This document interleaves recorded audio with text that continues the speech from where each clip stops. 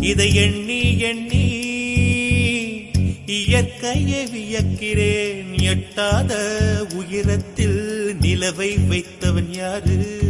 பெண்ணே